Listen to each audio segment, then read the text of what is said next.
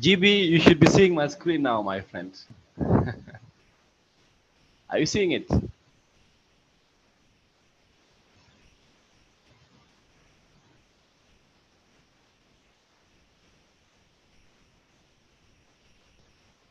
It's without anything, just black. I don't know. Let me share again. Let me share again for the last time. Let me share for the last time. So you guys were given T-shirts at the summit. I see, my friend. How many T-shirts have you brought? Are you getting me? It was only one, and it is a small size. Yeah, the screen is not clear. It's now clear, right? Yeah. And by the way, my presentation is black, so you shouldn't be surprised if you are not seeing it. Okay. Yeah.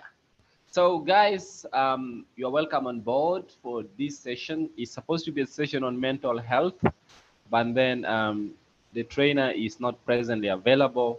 So, we will be doing with this session on the 5-stage fact-checking process. How do you go about writing a particular fact check? First, let me take you to the 211 Check website. For those of you who have never visited the 211 Check website, I am going to throw the link in the chat box, and you should be able to check it out. It's very important to be able to understand the work that we do, because your next assignment will be to write for us um, 2 fact checks before the end of the training. Before the end of the training, each of you should be able to draft a fact check. So with fact checking is, first, you should be able to identify a fact checkable claim that is either viral, that is either harmful, or that people are likely to believe, and stuff like that. So after identifying the claim, and then you go to other steps. Now, let us look at let us look at this fact check, for example. This was a claim that South Sudanese fans destroyed seats at Juba National Stadium. What this was the claim that was in circulation, and it was published by this Facebook page called 64 Tribes Press. So what happens is the fact checker here has to first see that one, the Sekafa under 2020 match between South Sudan and Uganda was not played in Juba, but it was played in Sudan's Al Hilal Football Stadium in Umdurman. And so what happened was there was a match between South Sudan and Uganda that ended 2-1 in favor of Uganda. Uh, and after that, there was information going that after the match ended, South Sudanese fans destroyed seats. So we have to look at media reports. So media reports say that the seats were actually broken um, after a penalty shootout, like between South Sudan and Ethiopia, where South Sudan won by 2 goals. And so out of excitement, some of the spectators broke chairs and they damaged the barriers, and they also stormed the pitch. So as a result, so this, you need to clearly sort of give step to step on how you go about that. So let me just get another one, so you can have another clearer picture. We have a couple of them that you can check out so that you kind of understand um, the processes that I use to get this. So for instance, like we have had one on the links that are circulating online about um, 50 GB something or stuff like that. So for instance, let's look at this, um, claiming that during Uganda's independence, there was 50 GB. So you first state the claim itself. So we say that there was Uganda celebrate its independence, and there was a WhatsApp message circulating that the MTN Uganda would provide 10 GB of free data to commemorate its independence. So this was the WhatsApp message. But you explain what happens when you click the link, you will be taken to a one-page website. This was the one-page website. You need to keep screenshots, just like we told you earlier, keep screenshots. So this was a screenshot that we took. Then, so we tried to find out, we went to the MTN Uganda Twitter handle, and instead, MTN Uganda was offering 24 free minutes, and it wasn't offering GBs. And then you put quotations like this. These are very important. And after that, you also get a few comments, like these are quotes from people bringing concerns about the 10 GB that was circulating on WhatsApp. And so MTN replied on Twitter that no, they should ignore any message not sent through MTN main channels. Yeah. And then we had to do a search. We looked at the domain information of that particular info. Later, when you're looking at social media investigation, you will look at how you can find domain info of a particular website. And then you look at the who is records, and after that, you pull your conclusion.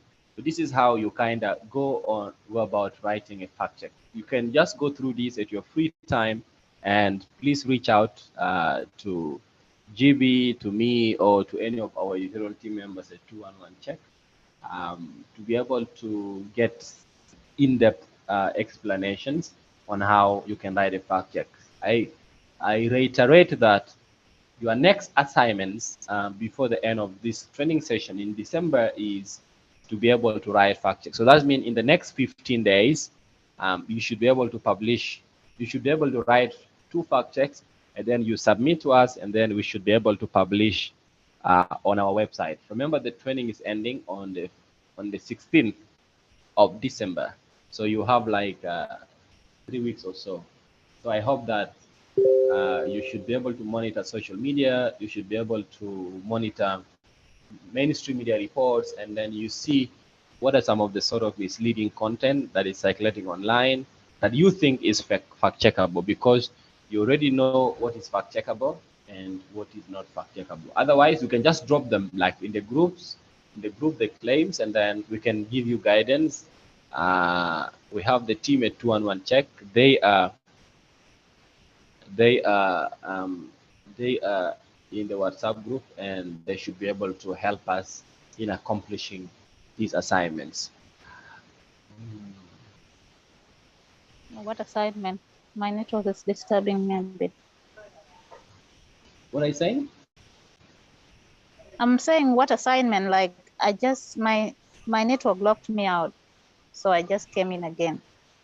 Okay, I was saying that your next assignment, because your first assignment was to be able to identify some of these content that is quite suspicious that circulates online, that people are in between knowing whether it is false or whether it is what true. So that was your first assignment I gave you, and some of you have been able to report such content in the WhatsApp group, but some of you have not been able to do that. I don't know whether they were able to find or they were not able to find such misleading content. So your assignment now is to be able to write reports, fact check reports, like the ones you are seeing on the 211 Check website, like these ones I explained to you. You have seen these things, like explaining whether something is true or false. I was able to explain a bit of the process. You need to have an intro. The intro basically tells us where the claim is from, and then your investigation, like the sources you reached out to, the channels, and you like here, for instance, this was a claim that MTN Uganda was offering 10 GB to celebrate its independence, and then you just put a small quote of the claim itself, and then a screenshot. Make sure you always keep screenshots of the claims.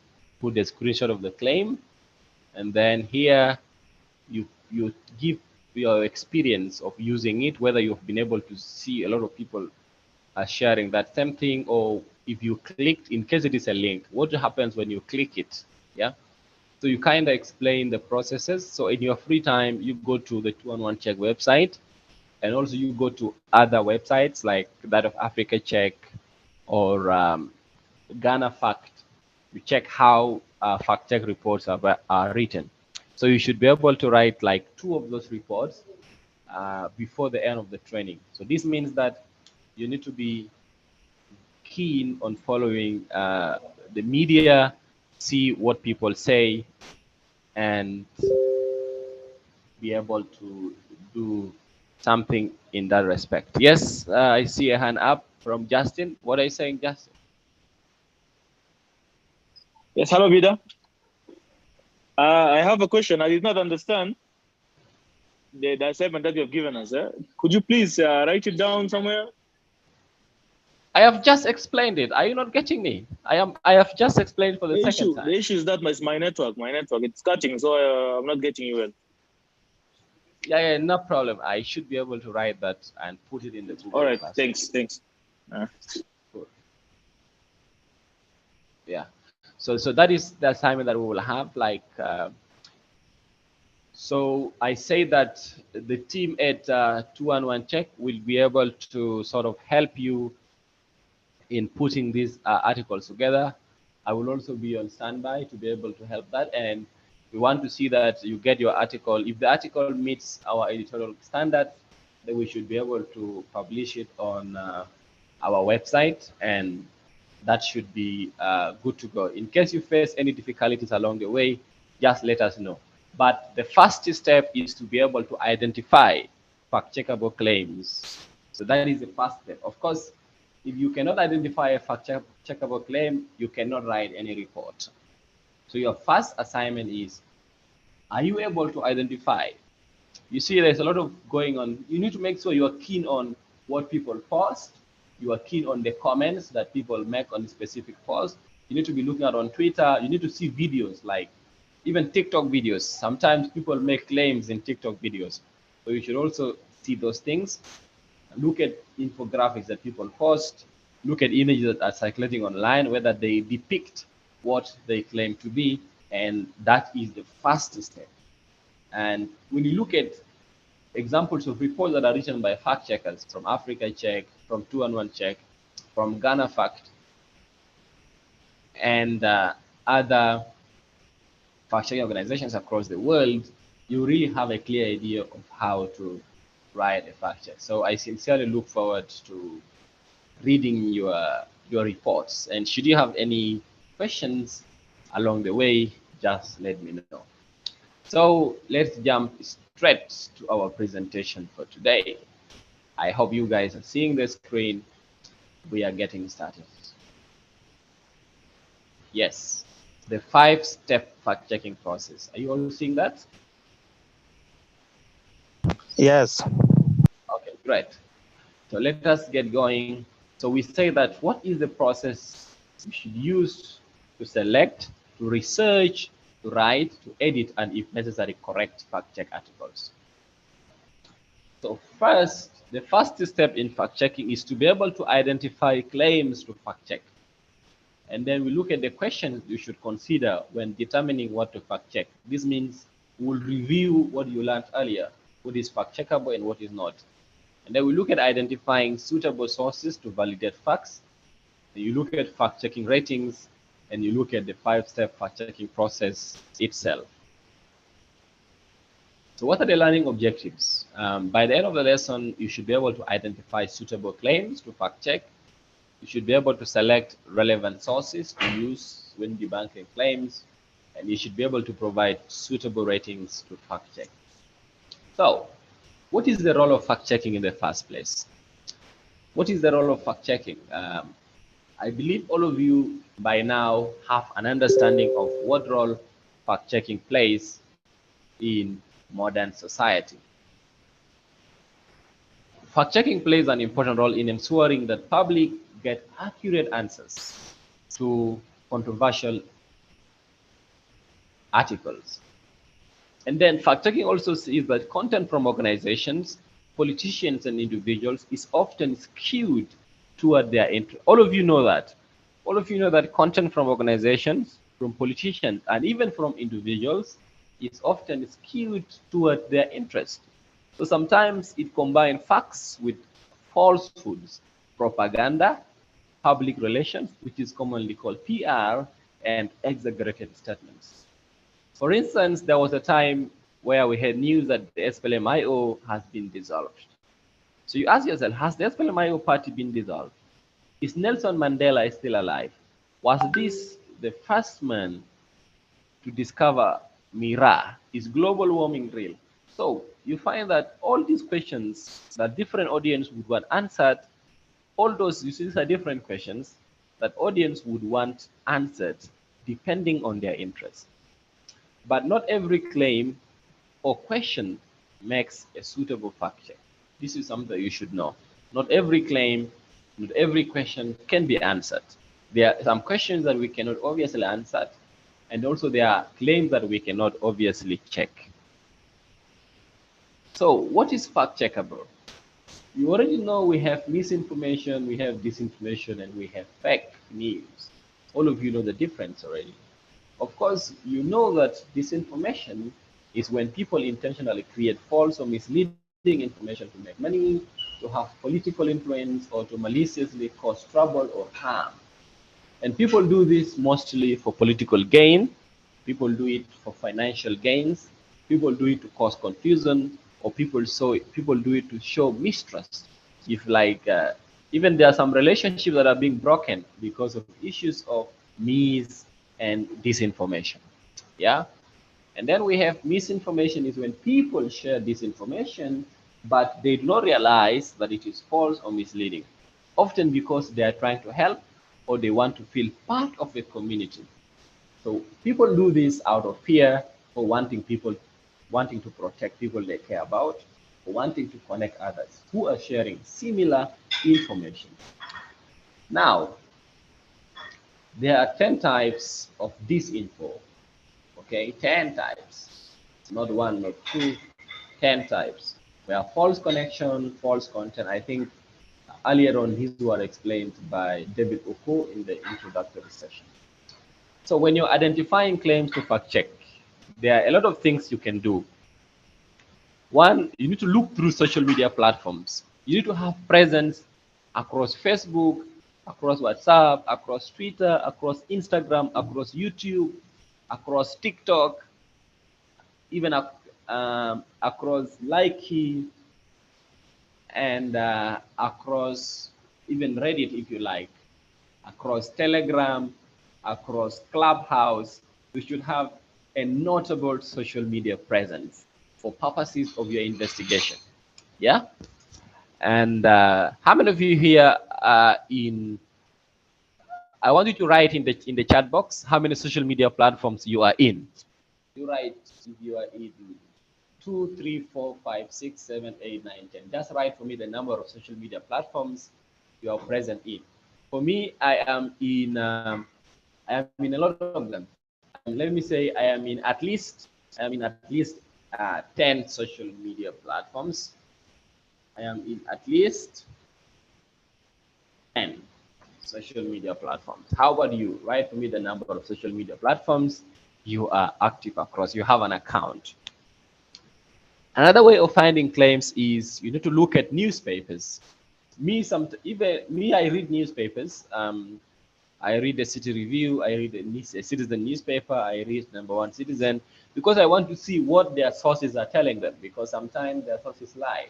And that can be work for me, because I have to check something. Also, I listen to the radio, and I look for news on websites.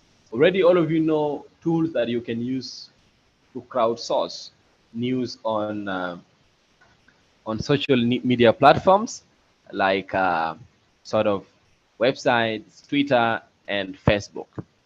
And then you need to use crowdsource claims from your tip lines. And then you need to also listen to speeches from prominent people, speeches during events like State of Nation address. Unfortunately, President Kiir hardly gives State of Nation address. So you can get to listen to Kiir once in a while. So it's kind of very unfortunate for us sometimes. So we do not have to fact check the president because he does not appear in the media. But in case that opportunity comes, you need to take this speeches serious because you have work to do there. And then you need to also look at the significance. You need to select what you consider newsworthy and your audience finds significant. Some claims are also significant because of who said them. Yeah, sometimes the thing may not be that very important, but because of the kind of person who said it, you really need to fact check that claim. Yeah. For instance, if you look at President Kiir, you don't need to take any speech from President Kiir lightly. Like it has to be fact checked, and from Riek Machar, from ministers, and so forth. And then also you need to look at the sources, whether you are able to get hold of the source and whether you're able to look for data to back up the claim. So these are the processes. This is the step to be able to find claims to fact check. This is very, very important part of the training. And this is this is a recap of what we learned last time. If you have any questions, please ask here. Whether some of you who did not submit anything on the WhatsApp group, who did not do that assignment, what was the challenge? The floor is open. You can raise your hand or you can type in the chat box. Any questions here? Any comments? Welcome.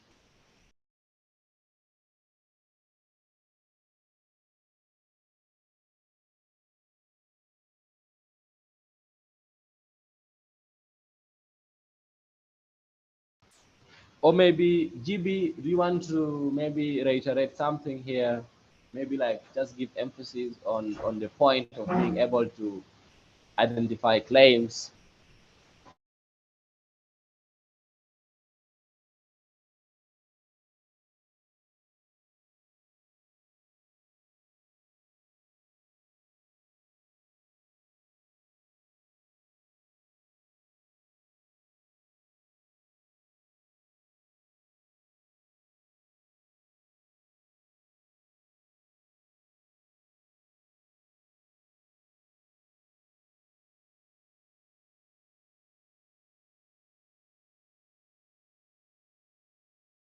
So it looks like you guys agree that it's something that you can do, right? Like it's easy. Just look through the social media, look through comments, and be able to look at what claims you think can be checked from there. So again, in the journey of being able to identify claims to check, you need to make sure that you need to know that not all statements are created equal. And there is a criteria that should help people establish a hierarchy of important statements to fact check. One, you look at amounts that can be checked and verified. Look at figures. People say that maybe you are paid $100 when in fact you are not paid $100. These are figures that can be checked. Or maybe people say the population of South Sudan is 20 million. Then you look at the current statistics from the National Bureau of Statistics. And then maybe people say a loan of this was given to South Sudan. These are figures that you can what? You can check. And what statements are causing the most buzz? What are people discussing on social media? What statements are going viral? You look at statements that have gone viral on social media or are being repeated by public officials. You need to look at a statement that can be proved or are well supported by facts. Because if the statement is predictive or subjective, then we cannot check it. Also, you ask yourself, have the numbers been manipulated to support a partisan message? So these are 5 steps that you can use to identify hierarchy of claims that you can investigate or you can undertake research on as somebody who is trying to debunk misleading content. I hope this is clear also. Is this clear as well?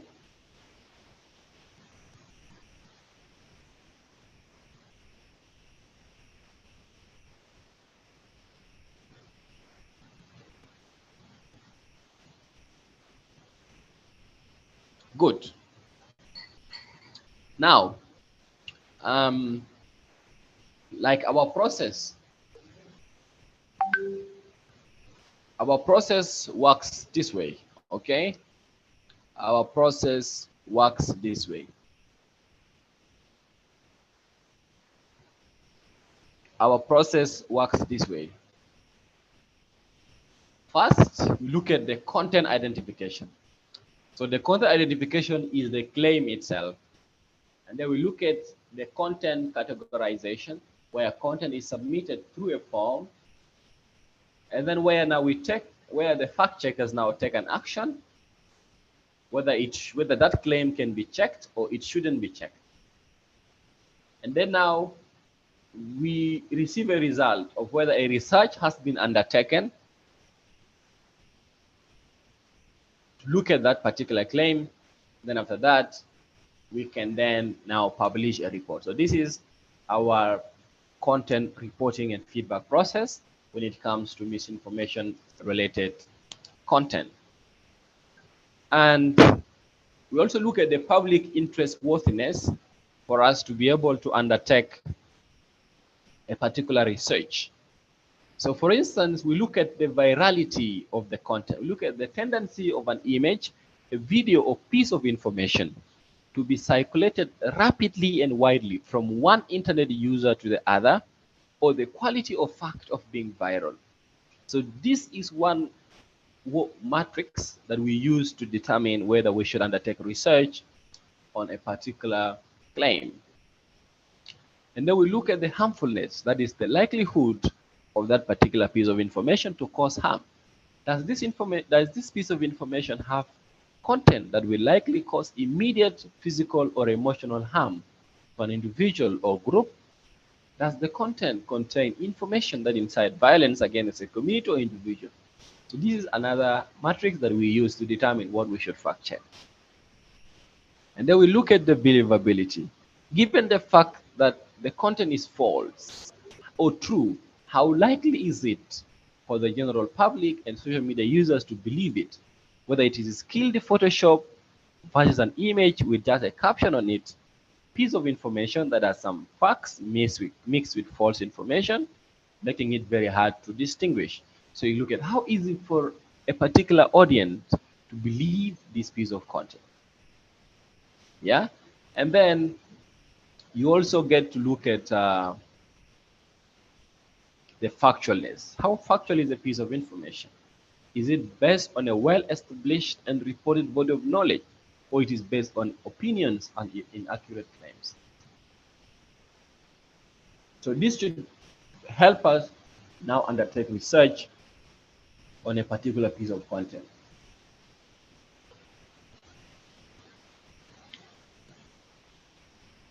Any questions here? Any questions? Any questions here?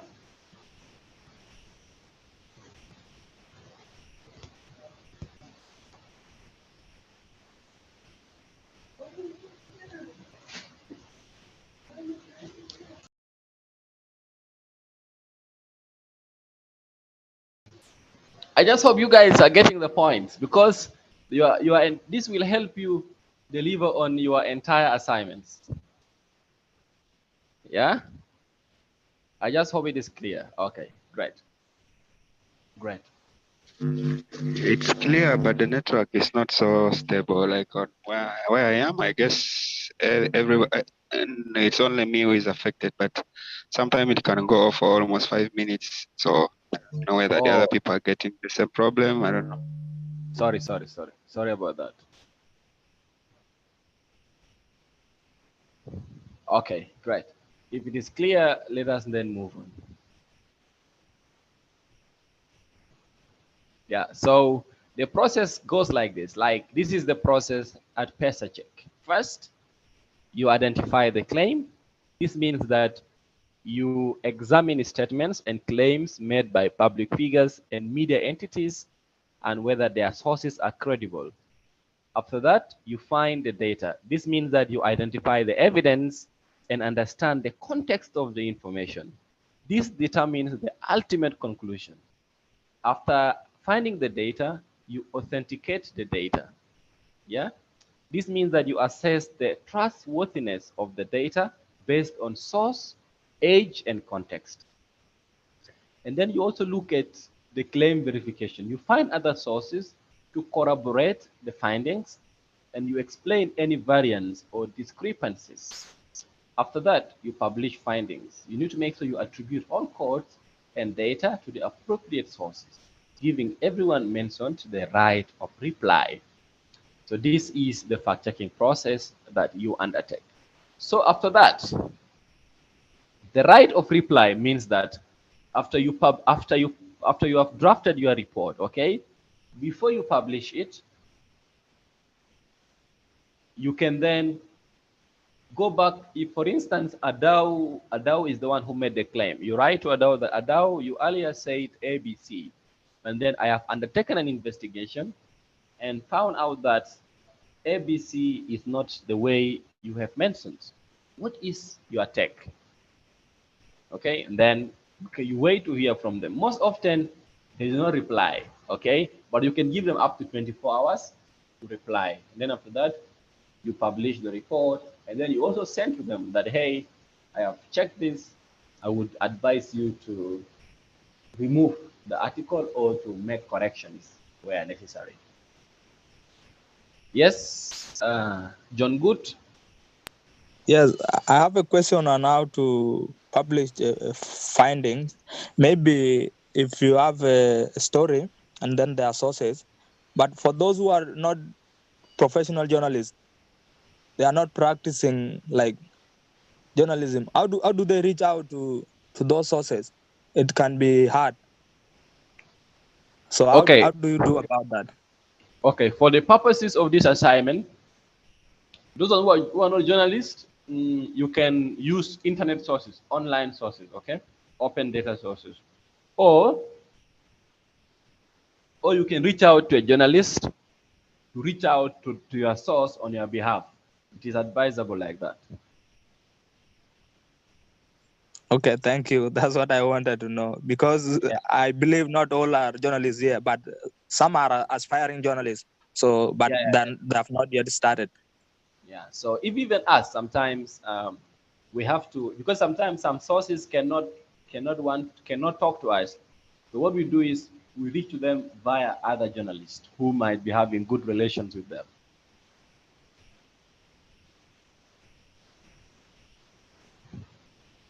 Yeah, provided that the person can provide you maybe a recording of the audio or uh, the screenshot of the discussion if it is on WhatsApp or if it is on email.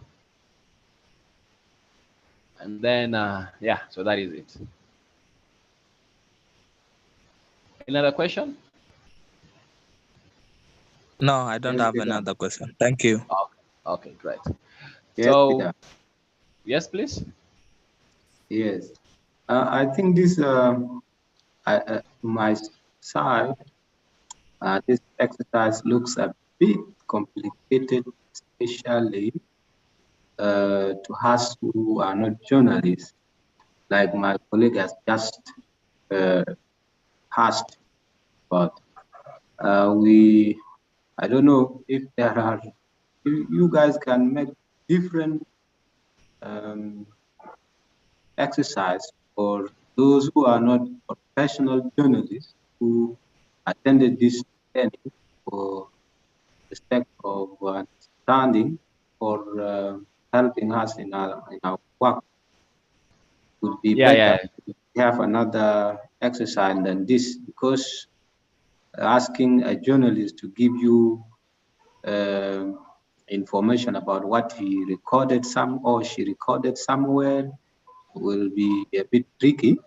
Somehow, a journalist would not want to post some of the information, and it may not have much connection with most of them.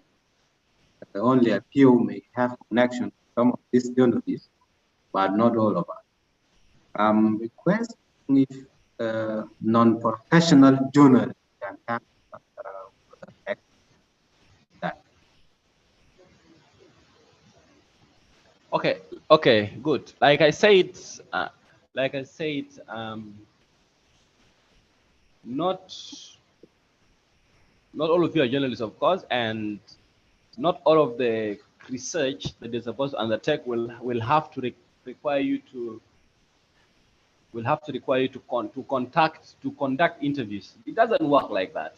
Yeah, some of them you just do an internet research, just do everything on the internet. Even most of the investigation that we do entirely on the internet. We do not have to like do interviews with people. So I don't see that as a big deal. Like you just have to take a topic that requires you to do just a simple internet investigation. Yeah, so you don't have to. And then with the journalists don't necessarily give you any other information. That is not what I said. What I said is that you can reach out to a journalist who can contact your source on your behalf. Even me, I do that. Like when I see that I don't have time or I do not have good relation with the source, I go to a journalist.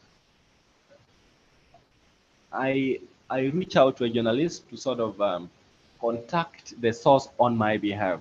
So this means that I guide the journalist the kind of questions they should ask to get me the information I want. So that is my explanation. So, and then also in relation to this assignment, you don't necessarily have to write a fact check. You could also write to us an explainer. So an explainer is sort of just like if you feel that there's an issue that the South Sudanese audience do not understand very well. Like I remember recently there was this debate of national ID and nationality certificate. So people did not know the difference between national ID and nationality certificate. So what I had to do was I had to write an explainer. So to sort of giving people the clear distinction between a nationality certificate and a national ID. So you could write an explainer, something like that. Or if you feel that there's an institution, like you see, South Sudan has a lot of institutions, and some of these institutions, people do not understand their mandate. So you could write an explainer on one of the institutions or another thing, sort of giving people a clear explanation of what it is about. So you don't necessarily to write a fact article where you contact interviews. You can just do an internet research and you're good to go. I hope that is clear.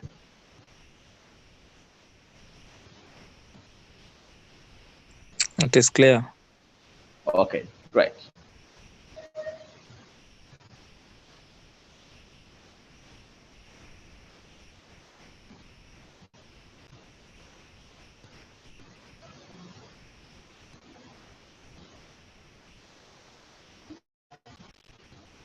So in case you're looking at setting up a news fact-checking desk, you should have an editorial structure.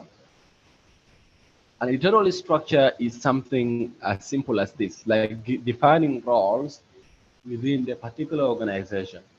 So we could say we have an editor who sets the agenda, we have an analyst, we have a copy editor, we have a designer, we have a researcher, we have a journalist, and we have an amplifier, something like this. That kind of gives people a clear definition of the roles and responsibilities of everyone within the team. Check as something similar, but ours here we have a chief editor, we have a managing editor, we have an associate editor, and then we have the fact checkers, we have the social media monitors, or the media monitors, we have the data analysts, and then we have the graphic designer. So this one is the structure for PESA. Yeah. And so when you're looking at identifying sources to validate facts, make sure that a credible source, of course, a credible fact check relies on sources to effectively debunk, and sources consist the subject and available data and also reliable experts in the field. So make sure that you verify the source. You need to check their background, social media profiles, and social data. You need to verify crowdsourced content, only put out information that is confirmed, and sources must be quoted comprehensively with full name and designation. You need to use like make sure you say Emmanuel Bida Thomas, associate editor at 211 Check. Don't do these things of some of these media organizations claiming that a well-informed source. Those things do not work in credible media reports. And then you need to disclose as much as possible about sources or ask in various sites for comments. You need to avoid anonymous sources. Anonymous sources do not help when you're writing fact checks. So if you must use anonymous sources, avoid anonymous sources. We avoid using sources that cannot be quoted, since this make it harder to verify the info and hold them accountable. You need to stay off this unless the story cannot hold without them. Mainly as a backgrounder, only quote such sources if you have multiple sources that can collaborate what the source seeking anonymity said. And if you have adequate information explaining the circumstance leading to that, you need to leading to the source's identity remaining anonymous. So these are some information on the use of anonymous sources. Then, credibility of sources. I already explained this in the earlier slide. I say that to underline the credibility of fact check articles, ensure that your sources are quoted comprehensively, full name and designation. Any information from sources that seek anonymity is treated as background information only. Such information must be corroborated by evidence. You should be committed to disclosing to your readers the sources of the information in your stories to the maximum possible extent. Make your reporting as transparent to the readers as possible so they may know where you got your information. Transparency is honest and fair, two values that you should cherish. There are some critical questions when you are determining what to fact check earlier. One, is the statement significant? Does the statement give a misleading impression? Is the statement verifiable? Is it going viral, or is it likely to be repeated? So these are four questions you should ask yourself when you are determining what to fact check. Is the statement significant? This means, is it really important to your audience? What if you don't check it? What will happen? Okay. Again, ask yourself, does the statement give a misleading impression? For instance, people claiming that chairs at Juba Stadium were broken. That is definitely a misleading impression to audience about Juba Stadium or about the attitude of South Sudanese football fans. And then you should look at, is the statement verifiable? Are you able to get data to dispute or to confirm the claim? You see? And then, is it going viral? Is it moving from one channel to another?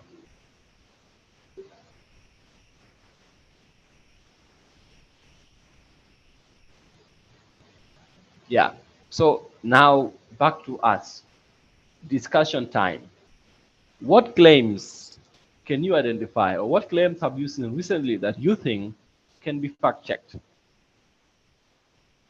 From the news, from social media, or from your neighborhood? What claims have you heard circulating that you think can be fact checked? This is open discussion. I want all of us to talk. So guys, you're welcome. And then we are heading for a 5 minutes break. Then we will come back at exactly 3. So please talk.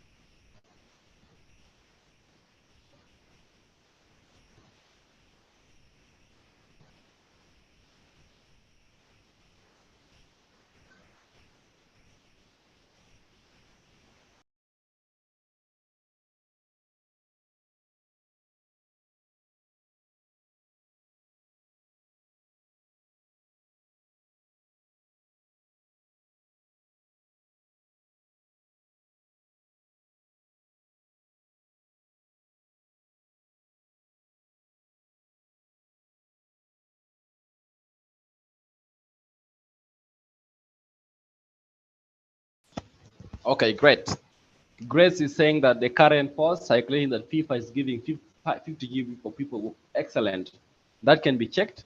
You can do that by going to the FIFA social media platforms to check whether that kind of thing exists.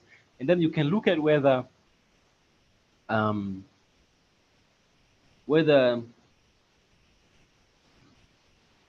whether it is really possible that imagine people worldwide receiving 50 GB and even the network is not clearly identified. They say all networks, yeah, but networks in South Sudan, they have not communicated that because they could communicate that FIFA has given that. That has not happened. And then you could check even the site because there's a link leading to that information. You check, you investigate the site, you see.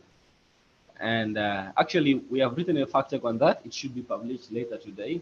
And Grace, that was a good one. Thank you so much for that excellent claim. So this is, I think you're already a step ahead of us. Well done.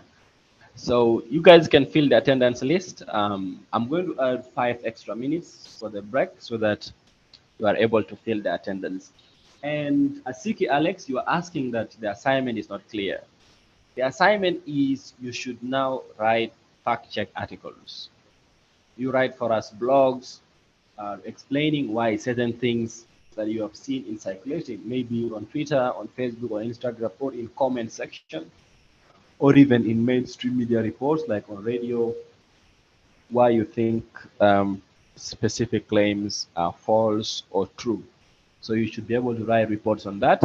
And then I say that you need to look at the 211 Check websites and you see the kind of reports that we write, and that can give you the steps or guidelines on what to follow. I actually explained the steps earlier, but I cannot do it now because of time.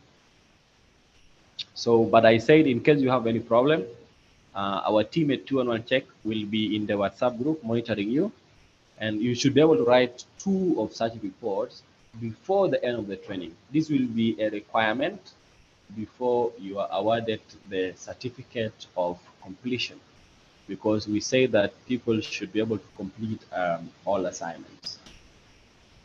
So if you're a journalist, you can publish. If you're a journalist, and once the report is edited, you can publish it in your mainstream media. Like I see works for Juba Echo, you could publish on Juba Echo.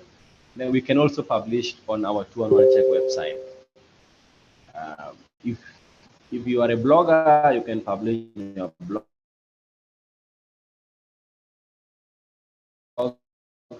and stuff that. So that is the assignment. Asiki, I hope that is clear. And please fill the attendance. Fill the attendance.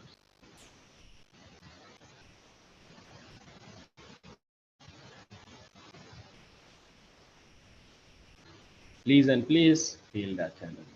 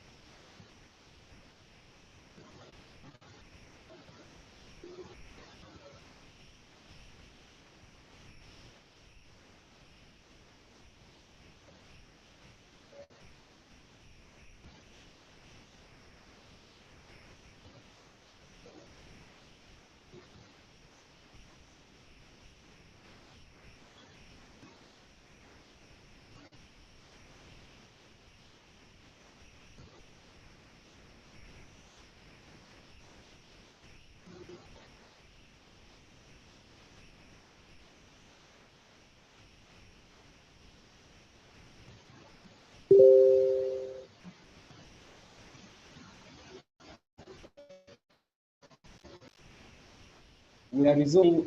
We are resuming in 3 minutes. We are resuming in 3 minutes. So you guys should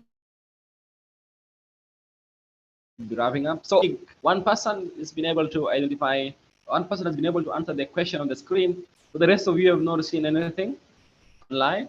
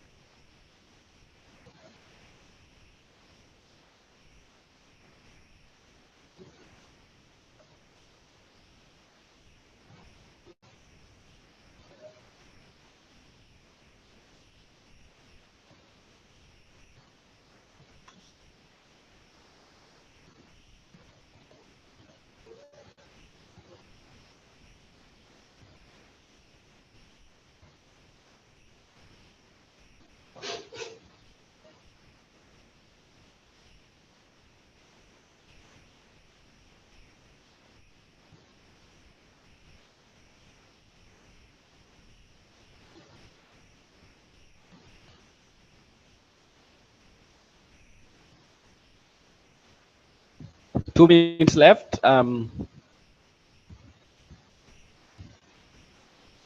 I see a couple of new faces on board. Yeah, I see a couple of new faces. So guys, in case you just came in late, you should be following the recording because I don't like these issues of being taken back and forth, explaining the same thing. So if you come late, you will just have to follow the recording or follow the presentation later on when it is shared.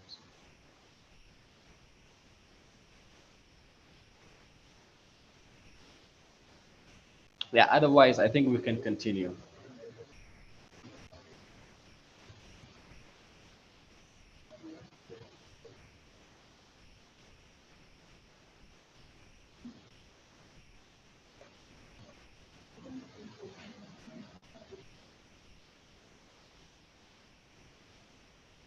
So when we look at the claims, yeah, we have that one of the 50 GB FIFA, and we also saw a claim that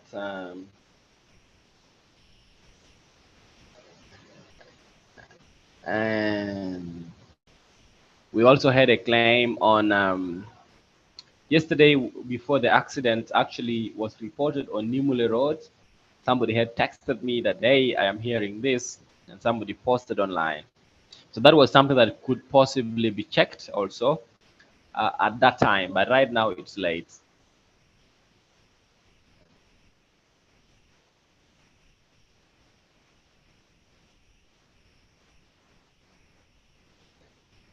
So when you look at the ratings, you should look at false, you should look at partly false, false headline, satire, altered or doctored, hoax or fake. So the rating false is when actually the claim is factually incorrect. Partly false is when it is a mixture of accurate and inaccurate, and or whether it is incomplete. And false headline is when when the article is true, but the headline is false. And then satire is when the content is posted as humor, and then altered or doctored is when a photo, video, or has been manipulated. Hoax or fake is used when the content is fabricated and published by an imposter account. Also, another claim that could be checked. Some of you recently, you might have seen the article by the Ministry of Agriculture. There's an ad, a social media ad, claiming that the Minister of Agriculture is giving something. I don't know whether that advert has appeared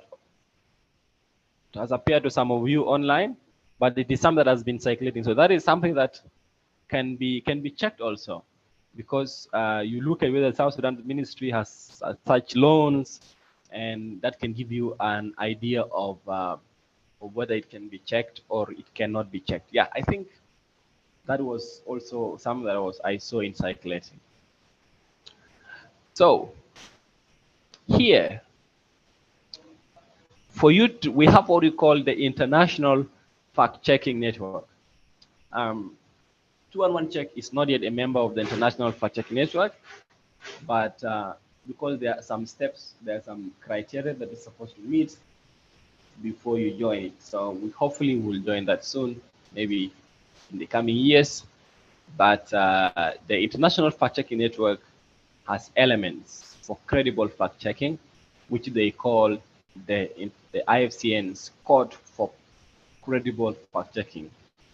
So this, for you to join the International Fact-Checking Network, you need to show 5-point commitment. So this includes non-partisanship and fairness. This means that you don't take sides, you don't advocate on policy matters. All fact checks are subject to the same standard. And then transparency of sources. This means that you provide as much details of the sources as possible to enable audience verify the findings. Transparency of funding and organization. This means that funders should have no influence over conclusions reached, and you provide the organizational structure, you provide channels of communication through which audience can reach the organization. Also, transparency of methodology. You need to explain the methodology used to select research, write, edit, publish, and correct fact checks. And you need to have open and honest correction policy. You should publish your corrections policy. You should follow the correction policy, and you should do all to ensure that corrections are visible to audience. So these are 5-point commitments that fact-checking organization should follow for them to be admitted into the network. Yeah. So that is it for the IFCN code for principle. So if you're working for a media organization and you're looking to establish fact checking desk, so these are some of the things you should look at, and that's very important. Yeah. And any questions on these principles? Is there anything that looks unclear here?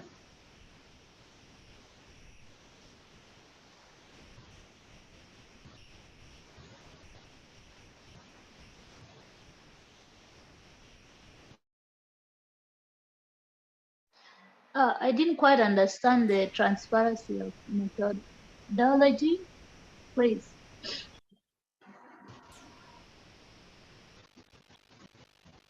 Did you understand what? Transparency of methodology.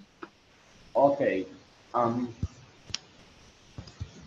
Transparency of methodology is like just like what I explained earlier at the start of the presentation. Now you should be able to tell people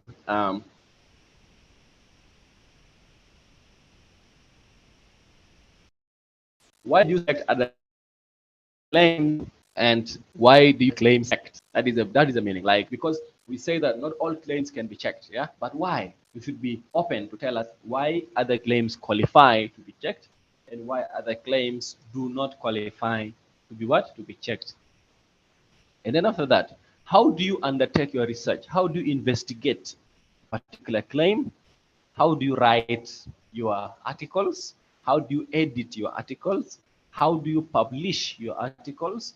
And in case you made any errors, how do you correct these errors? So you should be very open, and that should be clearly explained to your audience. Is that clear now? Thank you very much. Okay, cool. Yeah. So any other questions on these principles, especially for people who are journalists here, or people who are looking at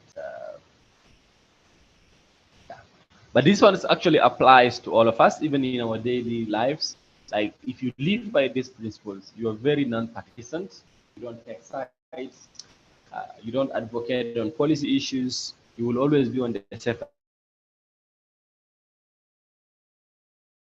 side. And will come.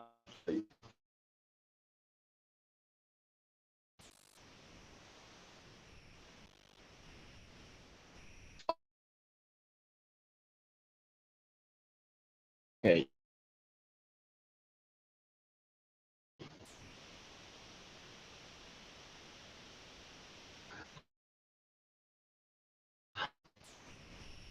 So action guidelines. These are just final tips for you guys. These are just final tips for you guys. These are just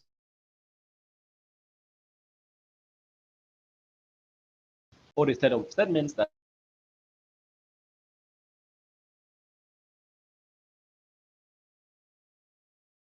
are clearly related. This means that, for instance, in the fact checks that some of 50 GB MTA FIFA, another one saying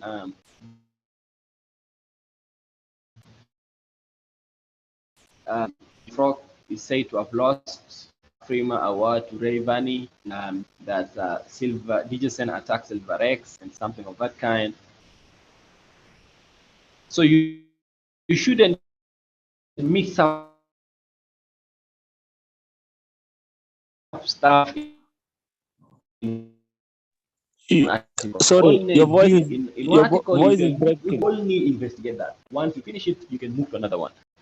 So that is the meaning of that. Like, only deal with one fact per fact check. You can move to others once you are done with that.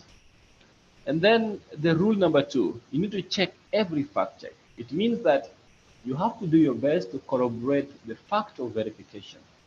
For example, instead of using a newspaper story about the budget, use the budget document itself to fact check a statement. Like you need to go deeper. You need to go deeper than just mere articles, and then you need to choose authoritative sources. Don't use secondary sources. Earlier we explained primary sources and secondary sources. Instead of going for secondary sources, go for the primary sources themselves. So this is very important, and it can help us go a long way in order to write quality investigations. And golden rule number 3, you need to draw a conclusion based on the facts. After all the research, the collaboration and interviews, you assign a label to the fact check. This can be true, partially true, untrue, partially untrue, or inconclusive. Inconclusive means unproven, like it's fine to not reach a, like if you don't have really evidence to dispute the claim, whether it is true or false, just say that it is inconclusive or it is unproven. This means that the evidence you have cannot say whether the particular claim is true or false. It is just hanging in between. And yeah, also we use Check uses this checklist to write and prepare fact checks. Is the statement being checked included verbatim? Verbatim means the exact phrases that were used by the subject of the claim. And then is there an explainer for why this statement was selected? And has the category of deception been identified, and stuff like that. Okay. And then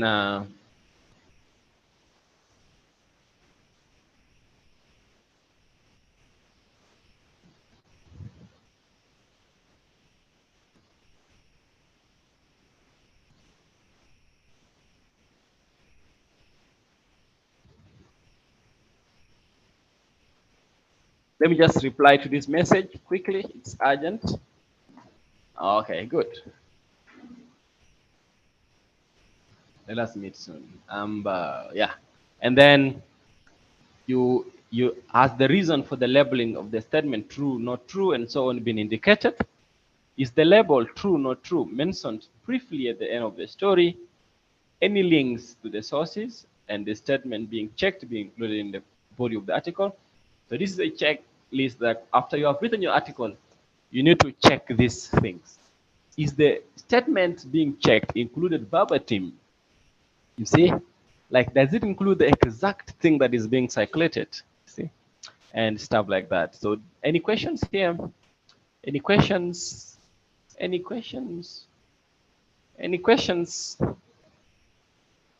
Any questions on the guidelines or on the checklist? Bida, Yes. excuse me. Yes. You please first acquainted with it. Can I do what?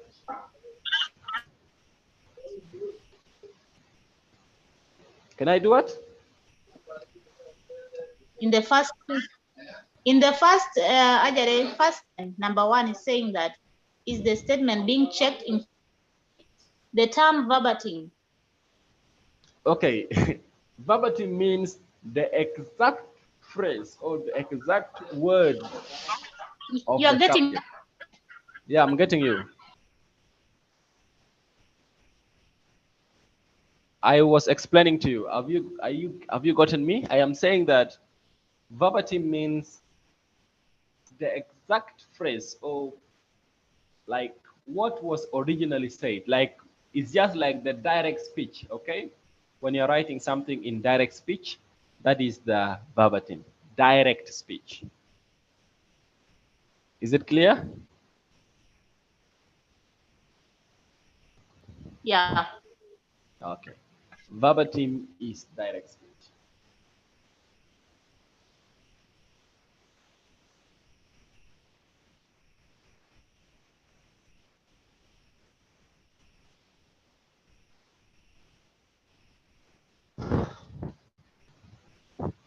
Okay. And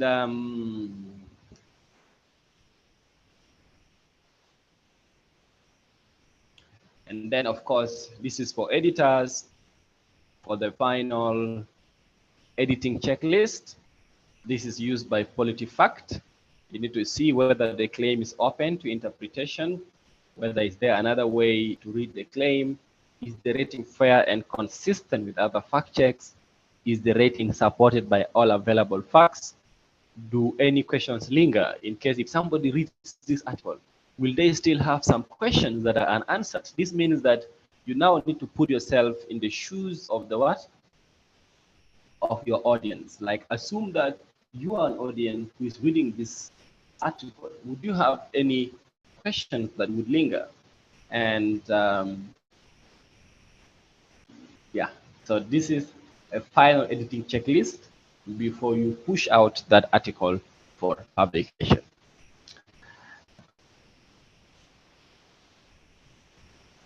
Yeah, and just a summary of my presentation today, guys. Summary of my presentation. Make sure that you arm yourself with credible sources as a fact checker. It's very important. Make sure that, of course, competition is good when all of you are in the same field, but coordination saves life. This means that you should prioritize coordination between different teams over competition among different teams. You should also ensure accuracy and, whenever possible, timely information. You should increase frequency of accurate information and counter falsehood. You need to report the bad news, but also remember to cover success stories. Like this means that we shouldn't be negative all the times, but there are cases where we should be what? Positive. This means that not all fact checks should be false, false, false. At least there should be a fact check that is saying that the claim is true. Yeah. And then, yeah, you need to increase the frequency of accurate information. This means you need to publish fact checks regularly. And then you need to always ensure accuracy whenever possible, timely information. You need to coordinate, and you need to arm yourself with a lot of credible sources that you can always reach out to in case you want to fact check particular